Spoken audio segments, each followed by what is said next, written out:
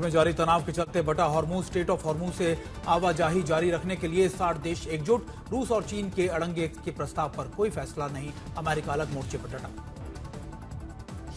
Iran ने विफल किया एक और हवाई हमला। अमेरिका का दूसरा F-35 स्टील्थ लड़ाकू विमान को ईरान ने मार गिराने का दावा किया है। ईरान ने वायु रक्षा प्रणाली के विमान को निशाना बनाने का किया है दावा।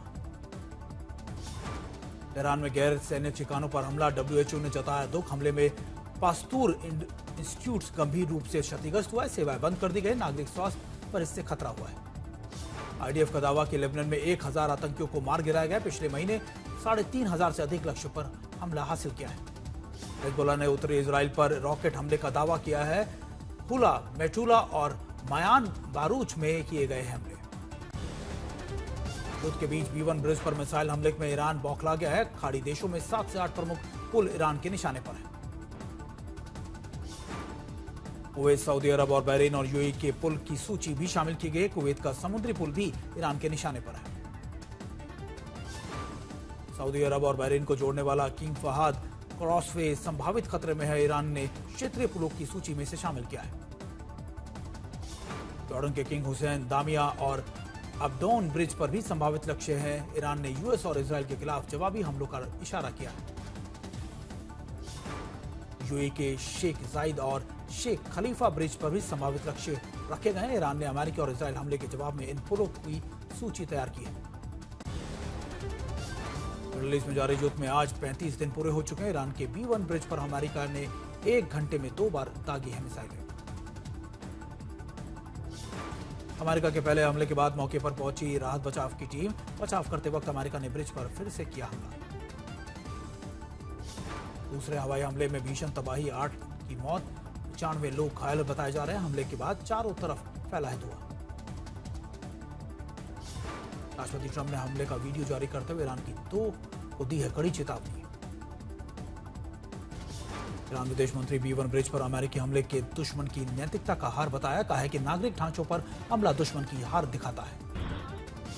अंतर्राष्ट्रीय रिपोर्ट्स के मुताबिक बहरीन में अमेजॉन की क्लाउड सुविधा को भी नुकसान पहुंचा है, लेकिन हमले पूरी तरीके से पुष्टि नहीं की गई है।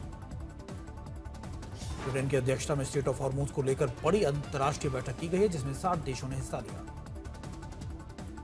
इसमें भारत की तरफ से विदेश सचिव विक्रम मिस्री शामिल हुए। माना जा रहा है कि ये सभी देश मिलकर ये तय करेंगे कि स्ट्रेट ऑफ हॉर्मुज को कैसे खोला जाए।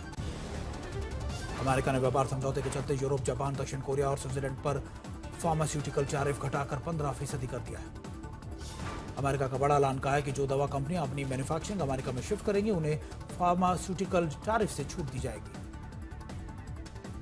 ये कदम कंपनियों पर दवा बनाने के लिए, ताकि वे या तो अमेरिका में उत्पादन बढ़ाए या दवाओं की कीमतें कम करें। जो कंपनियां शर्तों को नहीं मानेंगी, उन पर भारी टैरिफ लगाया जाएगा। अमेरिका ने कहा कि बड़ी दवा कंपनियों में 100% टैरिफ से बचने के लिए 120 दिनों के अंदर अपने फैसलों की घोषणा करनी होगी। यूएस सेंट्रल कमांड के अनुसार USS अब्राहम लिंकन लगातार दिन रात फ्लाइट ऑपरेशन जारी रहेंगे। तस्वीरें इसकी सामने की गई। प्रशासन ने FBI निर्देशक काश पटेल के इस्तीफे को लेकर चर्चा तेज है। अमेरिकी सेना सचिव डिस्कॉल और श्रम सचिव जावेस डेरेमेर को इस्तीफे को लेकर भी चर्चाएं तेज है। अमेरिका सेना ने chief of staff ready George को भी पद छोड़ने के लिए निर्देश दिए। पीट हेग्सेट ने उनका इस्तीफा मांगा है। भारतीय नौसेना को मिली बड़ी ताकत। INS तारागिरी को रक्षा मंत्री राजनाथ सिंह ने बेड़े में शामिल किया। ये स्वदेशी युद्धपोत समुद्री सुरक्षा को मजबूती देगा। 6670 टन वजनी INS तारागिरी का निर्माण मझगांव डॉक में किया गया है। इसमें अत्याधुनिक मिसाइल सिस्टम, पनडुब्बी रोधी क्षमता भी इसमें तैनात की गई। INS तारागिरी में सुपर सोनिक सतह से सतह और हवा से मार करने वाली मिसाइलें तैनात की गई हैं, जिसमें दुश्मन के समुद्र में बचना होगा मुश्किल। यह युद्धपोत आत्मनिर्भर भारत और नौसेना की ऑपरेशन क्षमताओं को और ज्यादा मजबूती देगा, साथ ही रणनीतिक ताकत भी बढ़ाएगा। INS तारागिरी सिर्फ जंग ही नहीं बल्कि राहत और बचाव कार्यों में भी अहम भूमिका निभाएगा। आपदा के समय में भी इसका सहारा मिलेगा। मालदा मामले में मास्टरमाइंड AIMIM नेता मफकरुल इस्लाम गिरफ्तार किए गए। पश्चिम बंगाल पुलिस ने बागडोगरा एयरपोर्ट से भागते समय उन्हें धर दबोचा।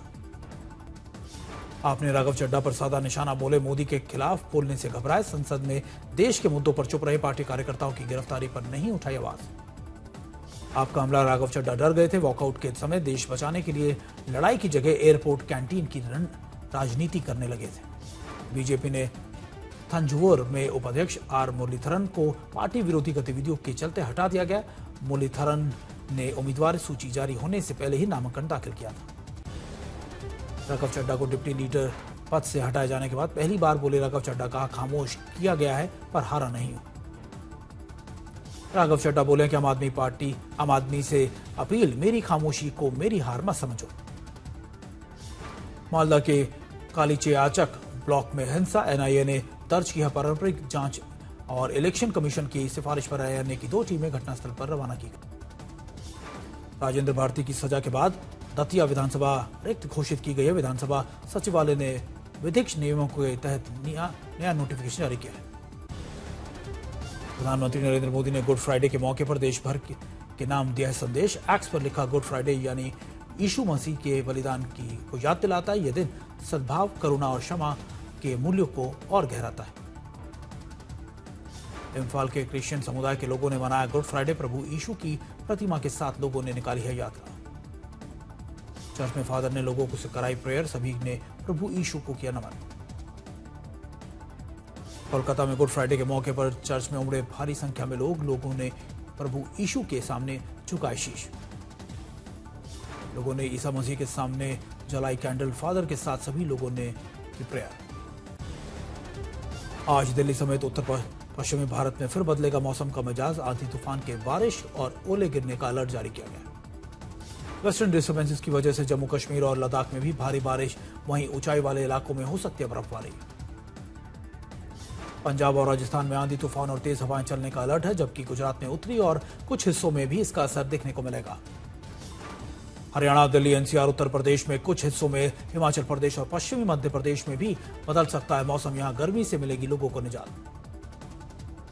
मौसम विभाग की माने तो एक मजबूत वेस्टर्न डिस्टर्बेंसेस कई राज्यों में दस्तक देने जा रहा है, जिसकी वजह से भारी बारिश, बर्फबारी, आंधी तूफान और कई जगहों पर ओला गिरने की संभावना है। और में चोरी और लूट पर पुलिस की बड़ी कार्रवाई। पुलिस ने 2 कारों समेत 12 आरोपियों को हिरासत में लिया। देवरिया में युवती की शादी तोड़ने से किया इंकार। प्रेमी ने युवती को उतारा मौत के घाट। पौड़ी गढ़वाल में मामूली विवाद के बाद हंगामा। युवक ने दूसरे पर कैंची से किया वार। स्थानीय आरोपी युवक की गिरफ्तारी की रखी मांग। शाहजहांपुर में एम्बुलेंस से मां का शव ले जाते बेटी का वीडियो वायरल। बेटी ने वेतन और काम के दबाव का लगाया आरोप।